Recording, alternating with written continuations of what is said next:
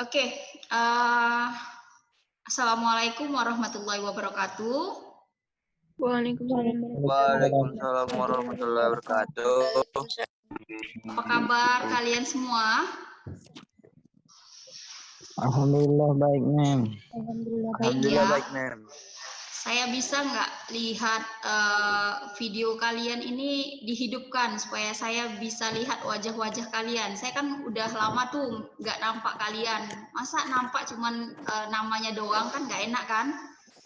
Ya, udah mulai ada ya. Ada Rara dari tadi udah on terus, kemudian ada Azra, ada Anissa. Nah, saya udah bisa lihat nih senyum-senyum manisnya, kemudian wajah-wajah senangnya ketika ketemu dengan saya. Riyadi belum, kemudian Rido juga belum, Bagas belum. Nah, Putri Dini juga belum, Aulia juga belum ini.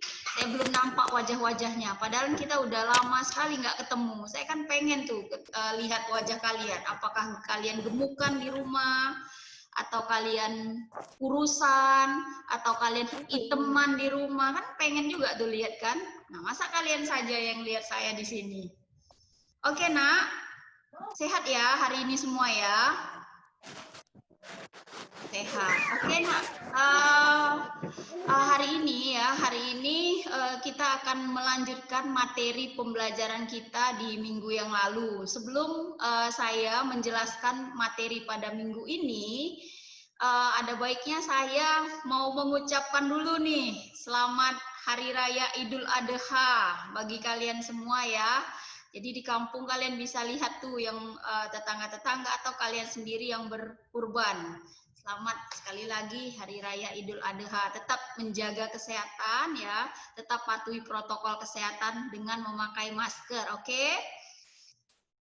Oke, baiklah kita akan mulai saja ya pembelajaran kita pada minggu ini. Saya akan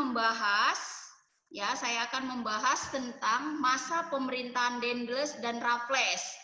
Kalau minggu yang lalu kita itu pembahasannya tentang VOC, nah sampai dengan keruntuhan VOC, minggu ini kita membahas tentang masa pemerintahan Dendles dan Raffles. Artinya apa? Artinya cerita sejarah itu terus berlanjut, ya terus berlanjut dan terus bersambung. Jadi ini sejarahnya adalah cerita yang terus-terus bersambung sampai nanti di kelas 3 itu adalah cerita yang saling berkaitan satu sama lain dan bersambung. Nah, adapun indikator ya pembelajaran pada hari ini bisa kalian lihat di slide yang saya kirimkan. Nah, di slide yang saya kirimkan indikator pembelajaran kita itu ada 4. Yang pertama kita ingin menganalisis sebenarnya siapa tokoh Dendles, kemudian apa tugas-tugas utamanya, kemudian apa yang dilakukan, usaha-usaha yang dilakukan Dendles untuk apa? Untuk dia memperbesar atau memberi kemakmuran kepada negeri yang menyuruhnya untuk membuat suatu keputusan-keputusan dia nantinya. Kemudian ya, nanti juga kita akan membahas tentang pemerintahan dari Raffles yang nggak lain dan nggak bukan adalah Inggris. Nanti jalan ceritanya akan saya jelaskan di sini. Kemudian bagaimana nanti Raffles itu melakukan usaha-usahanya untuk memperbesar negeri jajahannya juga. Nah, kita lanjut saja ya. Kita lanjut saja materi kita.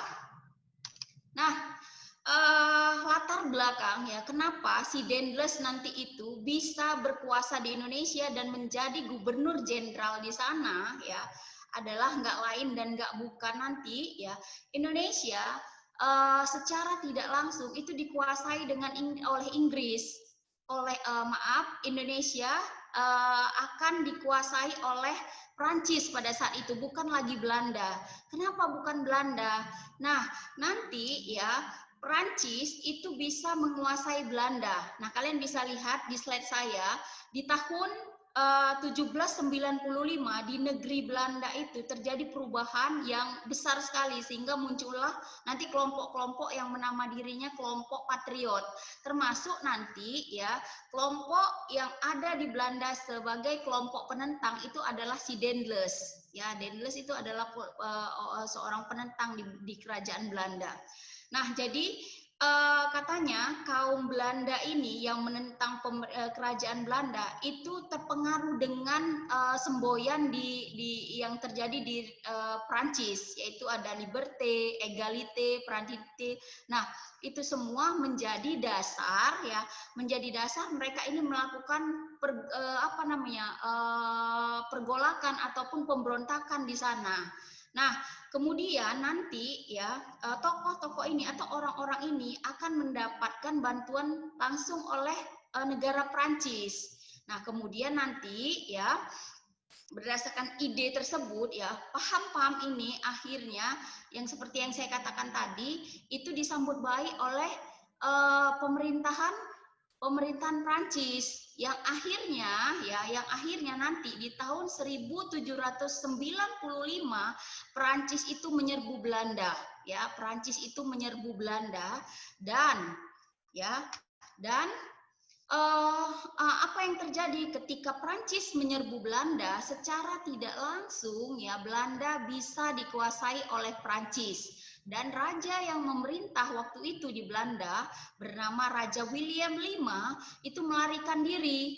Kemana dia melarikan diri? Dia melarikan diri ke Inggris dan dia di sana mendapatkan suaka, mendapatkan bantuan yang banyak sekali dengan Inggris. Makanya nanti Raja William ini ya meminta kepada Inggris agar Inggris kembali mengambil tanah-tanah jajahan yang dikuasai oleh Prancis nantinya. Nah, kemudian nanti dibentuklah, maka ketika Belanda sudah bisa dikuasai oleh Prancis, maka secara tidak langsung juga pemerintahan Belanda berubah menjadi Republik Bataaf, ya, Republik Bataaf, yaitu republik yang menyatukan antara pemerintahan Belanda dan juga pemerintahan Prancis. Oke, nah jadi di sini dikatakan pemimpin dari Republik Bataaf itu adalah Louis Napoleon, yang nggak lain dan nggak bukan adalah saudara dari Napoleon Bonaparte. Nah, Napoleon Bonaparte ini adalah orang yang sangat kuat sekali di Prancis. Ya, dia sangat terkenal sekali di Prancis. Oke.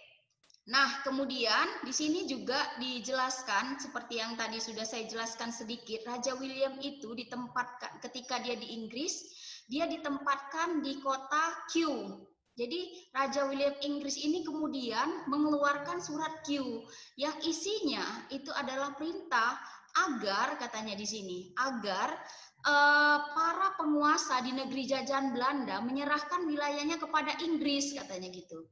Nah, kepada Inggris, bukan kepada Prancis, ya, bukan kepada Prancis. Karena apa? Karena yang sudah memberikan suaka tadi, yang memberikan sudah tempat pelarian tadi itu adalah Inggris. Jadi bukan diserahkan kepada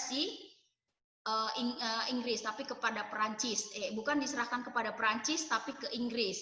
Nah, jadi nanti surat-surat Q itu kemudian ya. Isinya itu kan antara lain adalah supaya Inggris mengambil alih wilayah-wilayah jajahan Belanda, ya, termasuklah wilayah Hindia. Hindia itu adalah penyebutan dari Indonesia juga waktu itu. Nah, jadi ada wilayah-wilayah yang ada di Hindia itu seperti Padang, kemudian Ambon dan Banda itu mampu dikuasai oleh Inggris, tapi lainnya itu nanti dikuasai oleh Prancis. Oke. Berikutnya, kita langsung saja ke masa pemerintahan Herman William Daendels. Nah, kita akan lihat biografis sedikit saja tentang si Daendels ini. Jadi Daendels itu dilahirkan memang di Belanda, karena dia memang asli orang Belanda. Tadi saya sudah menjelaskan sedikit di awal, dan nanti dia meninggal juga di Elmina. Nah, di umur 55 tahun nanti Daendels meninggal. Nah, dia adalah seorang politikus Belanda yang merupakan gubernur jenderal Hindia Belanda yang ke-36 setelah nanti runtuhnya VOC. Dan dia memerintah antara tahun 1808 sampai 1811. Hanya 3 tahun. Nah, nanti ya dia akan diperbantukan oleh Prancis untuk menjadi gubernur jenderal. Karena apa? Sedikit banyaknya nanti Dendles itu banyak membantu pemerintahan Prancis karena dia memang pada saat itu dia melakukan sebuah pemberontakan di Belanda. Karena apa? Ingin menentang kebijakan-kebijakan dari Raja Belanda yang dianggapnya itu tidak sesuai dengan mereka ya, para kelompok-kelompok mereka. Nah, ini bisa kalian bahas ataupun bisa kalian baca di modul yang sudah saya berikan di psikologi. Oke, kemudian nanti ya, secara khusus si Dendles ini dipanggil oleh Raja Belanda yang waktu itu memang Raja Belanda itu di bawah kekuasaan Prancis, yaitu Raja Louis Napoleon. Nah, dia diminta untuk apa? Untuk berbakti kembali di tentara Inggris tadi yang tadi sebelumnya dia nggak mau lagi karena apa? Dia pernah kalah perang pada saat itu. Nah, jadi dia diminta lagi oleh Raja Louis untuk apa? Untuk menjadi gubernur jenderal di sana dengan tujuan untuk mengisi kekosongan kekuasaan akibat VOC tadi dibubarkan dan untuk mengisi kas kekosongan dari negara Prancis ya. Jadi memang pada saat itu Nusantara ya, Hindia itu adalah proyeknya orang-orang negara-negara lain untuk mengeruk keuntungan, untuk mendapatkan harta kekayaan, untuk membangun negaranya gitu. Nah, jadi si Dendles ini dia dijuluki sebagai tangan besi dia. Nah, kenapa? Padahal sebelumnya dia itu sangat baik sekali, tetapi ketika memerintah di Indonesia, di Hindia Belanda, jiwa kediktatorannya muncul. Karena apa? Tugas dan tanggung jawab dia yang mengharuskan dia seperti itu. Nah, oke. Nah, ini lukisan dari Herman William Dendles ya. Sangat ganteng sekali. Mungkin kalau zaman sekarang ini kalian akan kejar-kejar ini dia ya. Dia samalah seperti bintang Korea. Kalau di masa sekarang. Ayo, ya pecinta Korea ya. Oke, ini Herman William Dendles. Next, berikutnya. Tugas utama dari Dendles itu tadi sudah saya sebutkan juga, dia memiliki dua tugas utama. Yang pertama dia mengisi kekosongan kas negara, kemudian menjaga Pulau Jawa agar tidak jatuh ke tangan Inggris. Nah, itu tugas utamanya. Nah, jadi tadi kan ada beberapa wilayah yang ada di Hindia Belanda yang sudah mampu dikuasai oleh Inggris. Antara lain adalah Padang, Maluku, Banda itu sudah bisa dikuasai Inggris. Namun Jawa itu masih dikuasai oleh Belanda Prancis. Makanya tugas dia itu adalah menjaga Pulau Jawa agar tidak jatuh ke tangan Inggris. Nah, ini agak-agak Bu, banyak sekali Bu, kuning gitu ya kan. Banyak sekali nih slide-nya. Nah, saya akan membacakan ya. Saya akan membacakan kebijakan-kebijakan Dendles itu nanti ada 6 ya, ada 6. Ada itu 5 ya, 5. 1, 2, 3, 4, 5. Nah, yang pertama itu kebijakan Dendles itu di bidang ekonomi dan keuangan. Nah, di bidang ekonomi nanti dia akan mengeluarkan mata uang kertas. Jadi sebelumnya itu mata uang VOC kan dia berupa koin ya. Minggu lalu udah saya kasih tahu ya, contoh mata uang koin yang dikeluarkan oleh VOC. Nah, kalau di masa pemerintahan Dendles, dia sudah mengeluarkan mata uang yang terbuat dari kertas. Kemudian, di bidang ekonomi yang lain, dia mulai melakukan tindakan-tindakan yang sangat merugikan masyarakat Indonesia, masyarakat Nusantara, rakyat Nusantara, yaitu apa? Dia ya menjual tanah-tanah produktif milik rakyat itu ke pengusaha swasta seperti apa? Orang Cina, kemudian orang Arab. Nah, orang-orang para pedagang-pedagang asing itu boleh membeli tanah-tanah rakyat. Nah, jadi ini sangat merugikan sekali oleh rakyat. Kenapa? Itu tanah rakyat, kenapa bisa dijual ya kepada pihak swasta atau yang disebut dengan partikelir katanya. Nah, kemudian dia membentuk Dewan Pengawas Keuangan Negara ya. Kemudian katanya di sini juga ya dewan ini dibentuk untuk melakukan pemberantasan korupsi, tapi ternyata nanti Dendles juga melakukan korupsi. Nah, kemudian dia mengadakan Prenegelsstelsel, yaitu katanya kewajiban bagi rakyat Priangan atau rakyat di Jawa dan sekitarnya untuk menanam tanaman ekspor kopi. Nah, di sini kalian akan bisa lihat bahwa perubahan rempah-rempah kepada sektor perkebunan mulai terjadi. Artinya, yang tadinya bangsa-bangsa Eropa datang ke Indonesia untuk mencari rempah-rempah, tapi lambat laun itu akan berubah. Jadi akan berubah di mana? Di sektor perkebunan yang nggak lain dan nggak bukan nanti adalah tanaman-tanaman yang dibawa oleh para kolonialisme untuk ditanam di negeri jajan dan mereka mendapatkan keuntungan di situ. Nah, bidang pertahanan dan keamanan ya nanti Dendles itu membangun jalan dari Anyer sampai ke Panurukan, kira-kira kurang lebih dia ada 1000-an kilometer dia panjangnya. Jadi sampai dengan saat ini kalian masih bisa menyaksikan dan juga masih bisa melihat ya, merasakan juga bagaimana pembangunan ataupun yang kita rasakan penderitaan yang dilakukan oleh Dendles ketika pembangunan jalan dari Anyer sampai Panurukan ini. Nah, kemudian dia akan membangun benteng di beberapa kota dengan pusat pertahanannya kemudian di Kalijati, Bandung. Nah, untuk bidang pemerintahan, nanti Dendles itu membagi ya 9 daerah menjadi wilayah-wilayah yang berbeda. Jadi hanya 9 daerah aja yang ada di Indonesia. Kemudian dia memindahkan pusat pemerintahan dari yang Sunda Kelapa nanti ke ke daerah-daerah yang agak ke pedalaman dia. Kenapa bisa dipindahkan pusat pemerintahannya?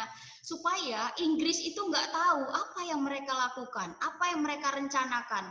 Mereka punya strategi apa. Makanya Dendles memindahkan ya pusat pemerintahan yang tadinya di pusat kota menjadi ke daerah pinggiran agar musuh tidak mengetahui strategi apa yang dilakukan oleh Dendles. Kemudian ya, nanti Dewan Hindia Belanda yang berfungsi sebagai dewan legislatif itu dibubarkan, diganti dengan Dewan Penasehat.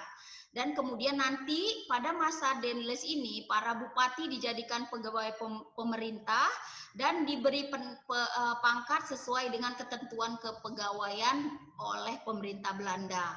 Nah, kemudian dia juga membangun pabrik senjata di Gresik dan yang nggak lain dan nggak bukan adalah untuk sistem pertahanan. Ya, untuk pertahanan menghadapi Inggris, maka dibangunlah pabrik senjata di Gresik. Untuk apa? Ya, untuk persiapan berperang. Kemudian dia nanti membangun pangkalan angkatan laut di ujung kulon Surabaya. Nah, ini pangkalan laut ini masih ada sampai sekarang ini. Di bidang hukum dan peradilan, ya, Dendles itu nanti membagi peradilan itu ke dalam 3 bagian. Jadi berbeda, ya, berbeda dia peradilannya. Peradilan untuk orang Eropa berbeda, untuk orang pribumi berbeda, untuk orang Timur Asing itu berbeda. Jadi memang yang paling rendah itu adalah untuk orang pribumi, di mana memang hukumnya itu nggak berjalan secara adil sekali untuk orang-orang pribumi ini. Nah, jadi dia nanti akan melakukan pemberantasan korupsi tanpa pandang bulu, tapi ternyata dia juga yang paling banyak melakukan tindakan korupsi. Di antara yang lain tadi adalah menjual tanah-tanah rakyat, ya, menjual tanah-tanah rakyat itu untuk apa? Untuk dijual kepada partikelir atau pihak-pihak swasta. Dan ini sangat merugikan. Ini adalah salah satu bentuk korupsi yang dilakukan oleh Dendles. Nah, yang paling terkenal itu dalam pemerintahan Dendles itu adalah ya kerja paksa atau kerja rodi, ya, kerja paksa atau kerja rodi.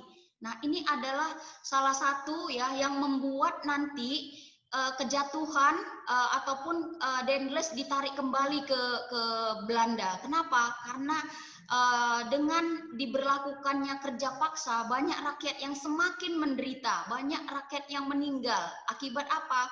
Akibat disuruh kerja tapi tidak difasilitasi, tidak diberi makan dengan sepenuhnya, kemudian tidak diberikan hak-hak yang secara adil untuk rakyat-rakyat yang melakukan kerja rodi ataupun kerja paksa. Nah, kemudian dia menghapus upacara penghormatan kepada residen, sunan atau sultan. Jadi nggak ada lagi tuh penghormatan terhadap raja. Karena apa? Yang paling tinggi kedudukannya adalah pemerintahan Belanda ya pada saat itu. Nah, kemudian dia membuat jaringan pos distrik dengan menggunakan pos kuda. Ini juga salah satunya kita pakai ya sampai dengan saat ini. Oke, kemudian ya akibat dari pemerintahan Dendles ini, katanya di sini rakyat Indonesia mengalami penderitaan yang sangat hebat sekali. Ya, karena apa? Rakyat dituntut untuk membayar pajak, sementara tanahnya diambil, kemudian mereka dipaksakan untuk melakukan kerja rodi atau kerja paksa, membangun jalan Pak Anyer sampai Panurukan, kemudian yang seperti saya bilang tadi tanah-tanah dijualin, bayar pajak lagi. Artinya ya rakyat Indonesia sudah menderita tambah menderita lagi. Karena apa? Apa yang mereka hasilkan? Sementara tanah sudah dijualin, sementara mereka harus membayar pajak. Jadi tidak ada yang mereka bisa lakukan lagi kecuali penyiksaan-penyiksaan yang mereka dapatkan dari pemerintahan Dendles ini. Nah, jadi katanya di sini ribuan rakyat Indonesia itu meninggal dalam pembuatan jalan raya antara Anyer dan Panurukan. Saya di psikologi juga sudah menambahkan video yang saya unggah dari YouTube tentang pemerintahan Dendles hingga ke Raffles. Silahkan kalian buka di psikologi tentang video ini bagaimana ya kejamnya Dendles dalam pembangunan jalan antara Anyer dan Panurukan ini. Nah, akhir dari pemerintahan Dendles. Jadi seperti yang saya katakan tadi, Dendles itu ya awalnya adalah seorang yang liberal. Artinya liberal itu adalah orang yang sangat bebas sekali. Bebas, dia tuh mengerti, paham terhadap penderitaan-penderitaan rakyat.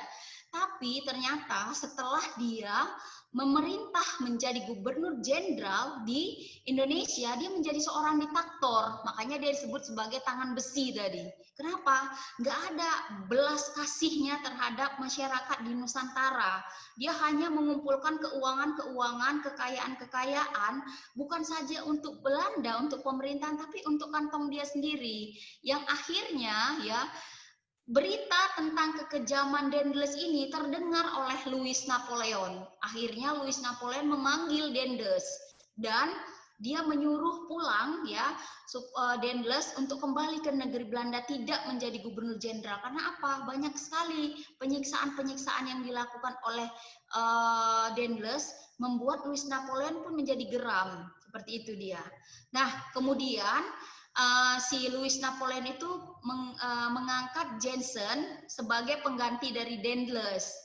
Namun ya itulah ada kekurangan orang-orang di sini. Kalau misalnya Dendles itu kuat sekali kepada pemerintahan militernya, tapi Dendles tidak.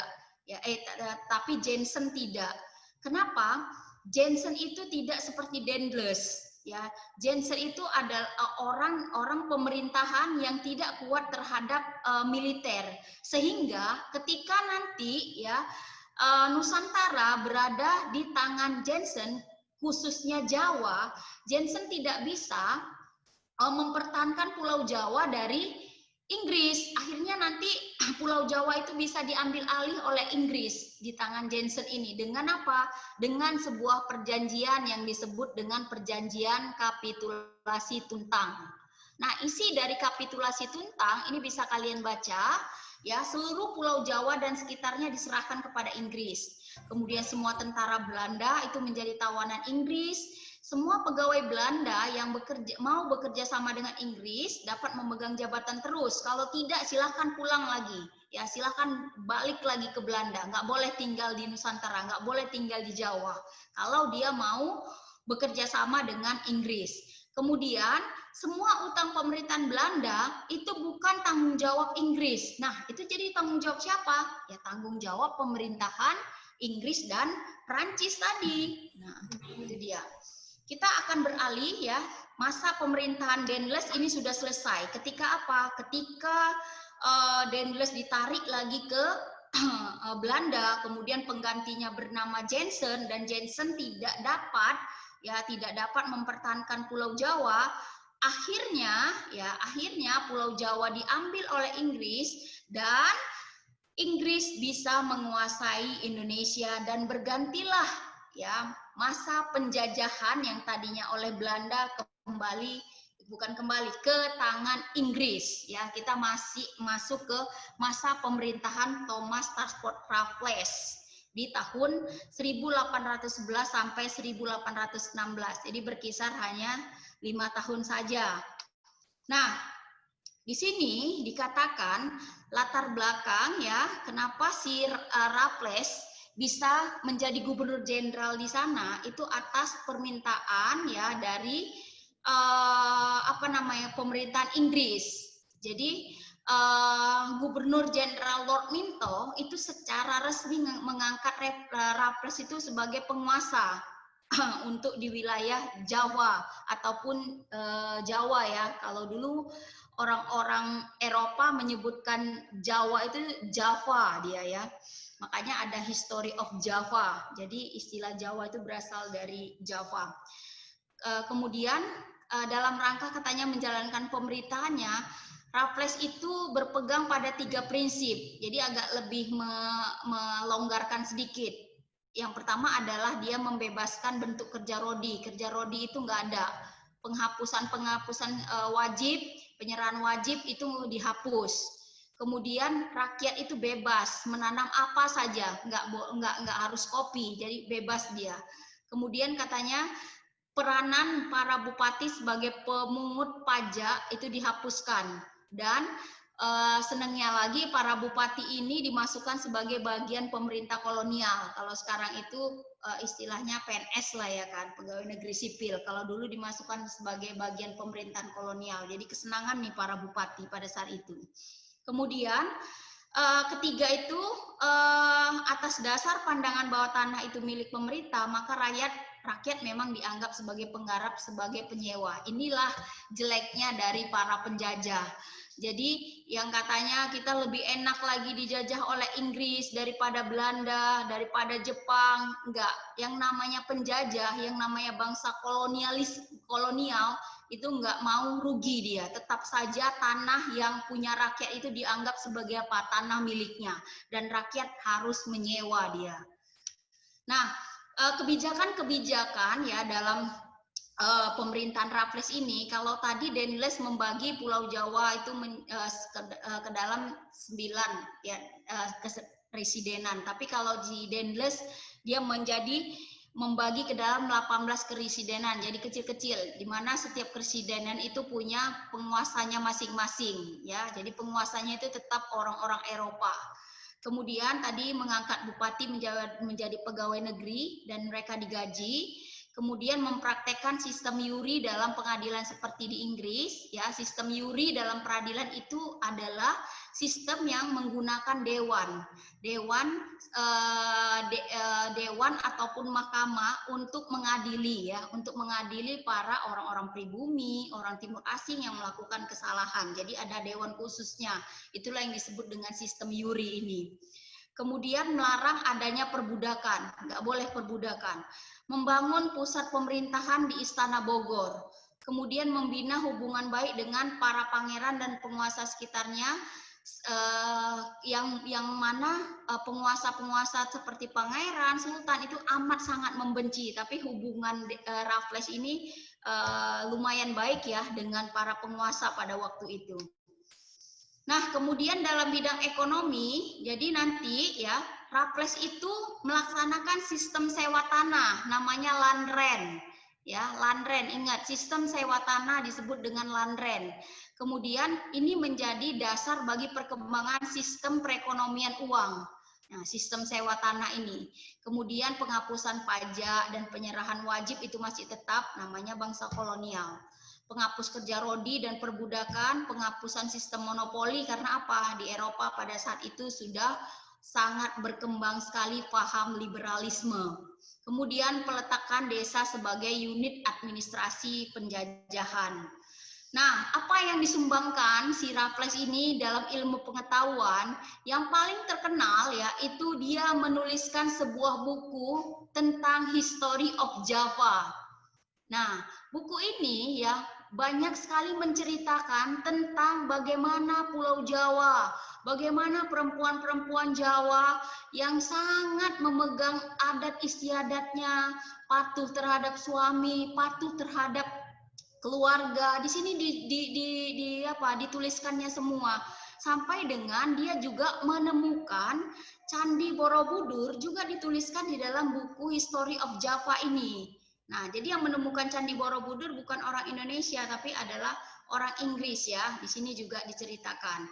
Kemudian dia mendirikan lembaga ilmu pengetahuan yang bernama Batavus Genossap di tahun 1778 dan ya nanti istri Raffles yang bernama Olivia Marian merupakan perintis kebun raya Bogor. Jadi di sini juga mereka nanti menemukan yang namanya bunga bangkai. Makanya namanya Rafflesia arnoldi karena memang ditemukan oleh Raffles ya bunga bangkai. Nah, kalian mungkin tahu ya bunga bangkai itu seperti apa. Nah, jadi akhir dari pemerintahan Raffles ini ya hanya singkat sekali, hanya 5 tahun. Jadi terjadi perubahan situasi ya di Eropa, maka Belanda dan Inggris kemudian mengadakan perjanjian kembali di tahun 1814 yang disebut dengan Perjanjian London 1814 atau Traktat London. Namanya yang terkenal itu adalah Traktat London. Yang isinya nanti antara lain adalah Belanda akan menerima kembali tanah jajahan yang dulu diserahkan kepada Inggris sebagaimana tertuang dalam isi kapitulasi Tuntang. Jadi wilayah-wilayah yang menjadi jajahannya Belanda pada saat itu dikembalikan lagi kepada Belanda ya.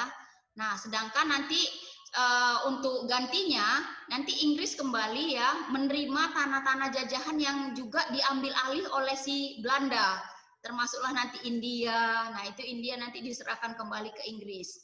Jadi sejak 1816 maka resmilah ya dengan perjanjian Traktat London ataupun perjanjian London, maka secara resmi pemerintahan Belanda itu mulai berkuasa lagi di Nusantara dan Inggris kembali lagi ke wilayah-wilayah jajahannya yang lain. Itu ya, itu saja materi kita di minggu ini.